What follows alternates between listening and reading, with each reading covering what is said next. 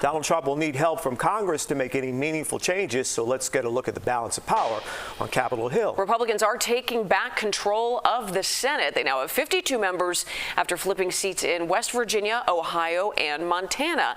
And their margin could get even bigger as there are races in 5 states that still do not have a clear winner. When we take a look at the House, that's still a toss-up. Neither party has hit the 218-seat threshold needed to take control.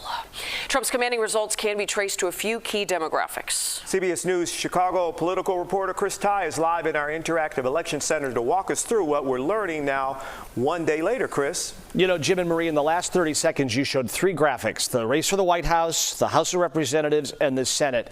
A commanding night for Republicans. What we're trying to do using our new interactive election studio is to try to make sense. What are voters telling us? What can we derive from these numbers? A commanding performance from the Donald Trump campaign that propelled him to this monster number. So CBS News did something. We put pollsters outside of polling places from coast to coast to find out what exactly is on the minds of voters. Why did they so resoundingly say no to Kamala Harris? There are a couple of big headlines when it comes to what they were told. Number one, when we talk about the coalition that Harris lost support among, look at this. Back in 2020, Joe Biden had 65% of the Latino vote in this country. Kamala Harris lost, what, 7% of that.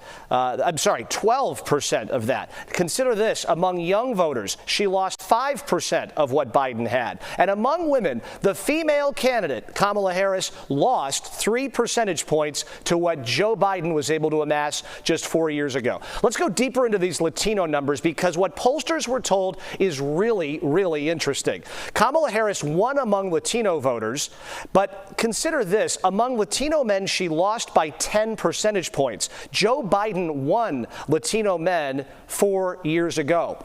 CBS pollsters talked to those Latino men and they said, what's going on here? They said by a large margin that the economy was their number one issue, that they are financially worse off than they were 4 years ago. And when you widen out to the pollsters, not amongst Latinos, but amongst voters as a whole, they said, yes, Donald Trump is more extreme than Kamala Harris, but of those saying that, 1 in 10 said they voted for Trump anyway.